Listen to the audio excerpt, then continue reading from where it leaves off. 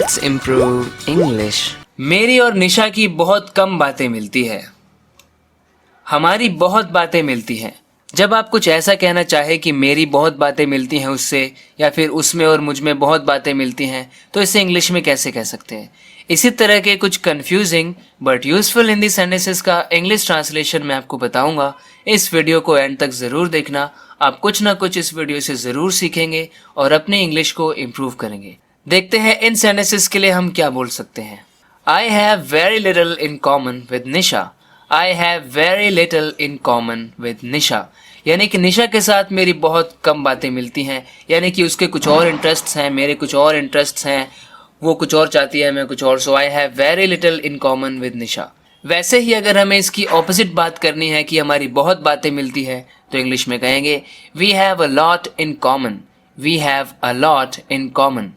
मैं चाहता हूँ तुम्हें कई तरह की चीज़ों का ज्ञान हो। मैं चाहता हूँ तुम्हें कई तरह की चीज़ों का ज्ञान हो। यहाँ पर मैं आपको सिखाना चाहता हूँ वेल राउंडेड का मतलब। I want you to be well rounded. मैं चाहता हूँ कि आप वेल राउंडेड हो। अगर कोई वेल राउंडेड है तो इसका मतलब होता है उसे बहुत सारी फील्ड्स के बारे में पता है, वो एक्सपर्ट है, उसको काफ़ी सारी चीज़ों के बारे में पता है, उसने बहुत सारे एक्सपीरियंस हासिल किए हैं अपने लाइफ में। ऑल राउंडर भी जिसे हम कहते हैं, उसे हम वेल राउंडेड भी कहते हैं। यानी कि हर तरह की चीज़ों का ज्ञान, यानी कि बहुत सारे एक्सपीरियंसेस, कई तरह की फील्ड्स के बारे में आपको नॉलेज होनी चाहिए। इसे इंग्लिश में कैसे कहेंगे? वो मेरी शीट पे से उतार कर लिख रहा है, जैसे कि वो चीटिंग कर रहा है, मेरे एग्जाम पेपर में से लिख रहा है। इसके लिए कहेंगे he is कॉपिंग of my sheet. He is कॉपिंग of my sheet. उसने अभी तक अपना होमवर्क जमा नहीं करवाया है। अभी तक जमा नहीं करवाया है। कुछ जमा करवाना, इसे इंग्लिश में नेचुरली हम टर्न इन बोलते हैं। He hasn't turned in his homework yet. He hasn't turned in his homework yet. So turn in का मतलब है यहाँ पर जमा करवाना, सबमिट करवाना, कुछ टर्न इन करवाना। वैसे टर्न इन का एक और मतलब है if you turn someone in। इसका मतलब आप पुलिस में उसकी कंप्लेन कर देते हैं और उसको पकड़वा देते हैं। एक ही चीज़ अलग अलग सिचुएशंस में कैसे अपना मीनिंग बदल सकती है। मैं उसे पुलिस के हवाले कर दूंगा। मैं उसे पुलिस के हवाले कर दूंगा। I will turn him in. I will turn him in. यानी मैं उसे पुलिस के हवाले कर दूंगा। क्या तुम ये पहनकर शादी में जाओगे? मैं आपको ये सिखाना चाहता हूँ कि यहाँ पर अगर आपको इसे इंग्लिश में कहना है तो आप कैसे कह सकते हैं। Will you wear this and go to the wedding? ये कहने का तरीका बिल्कुल सही है, लेकिन इसको और शॉर्ट में और सिंपली नेचुरली हम कैसे कह सकते हैं? वो गंदे कपड़े पहनकर स्कूल चला गया।